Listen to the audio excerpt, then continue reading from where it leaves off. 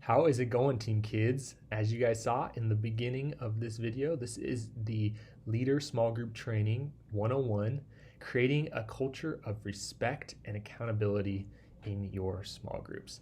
In this video, we are going to be discussing how your role as a small group leader is intentionally designed to help you help kids find and follow Jesus. That is our mission, and that is why we exist as a ministry and as a church.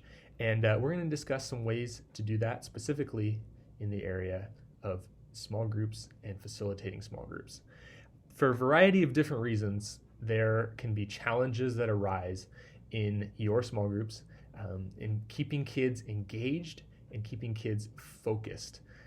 Kids live in a generation where there is so many different things that draw their attention away, and it's that immediate gratification and that stimulation that they engage with that has high entertainment value, and that can be challenging to compete with in the context of small groups. But the cool thing is that I want you to know is that you have something to offer. That what we offer kids in this environment is something that they probably don't get anywhere else outside of this, and that's face-to-face community. And it's face-to-face community that's multi-generational, and it allows them to talk about something that is eternally valuable or eternally important, and that is things pertaining to the relationship with Jesus. And so you have something to offer. I want you to know that. You have something to offer, and that is Jesus. But what happens when your group just cannot get on track and it's torpedoing down at a magnificent rate that just can't get you can't gain any momentum with? Well, that's what we're going to be talking about in today's video. So I have 3 things to equip you with in those scenarios on how to get your group back on track when you find it going off the rails. So let's jump right in.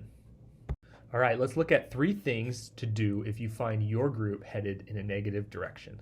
All 3 of these things start with the letter A, and the first one is to affirm value.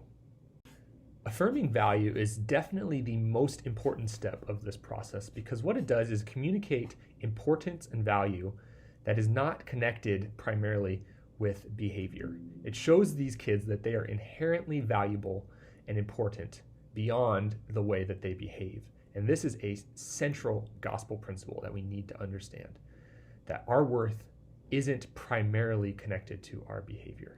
So by saying, hey, Johnny, we love you and we value you, and we miss out when you don't participate or when you distract the group.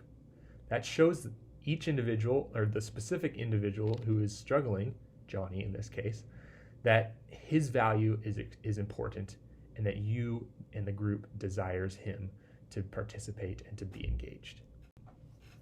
The second thing we need to do is we need to address behavior.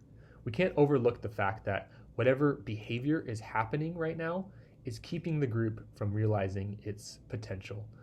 And so we need to address it. We need to call it out as what it is. It's not good, and it needs to change.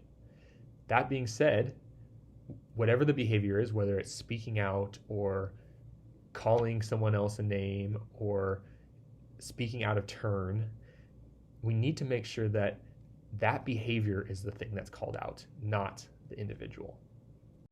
The final step of this process is to award consequences. The reason why I say it like that is because this is a biblical reality. If we choose a certain behavior, it's not just the consequences, not just the behavior that gets the punishment, it's us, because we've chosen the behavior. And so it's a sowing and reaping principle. That's a law that's at work in relationships as well as it is in the natural world that we experience. If we choose a certain behavior, there's bound to be a specific consequence for that behavior. And so when we award consequences, we're assessing that whatever's happening is not good and it needs to change.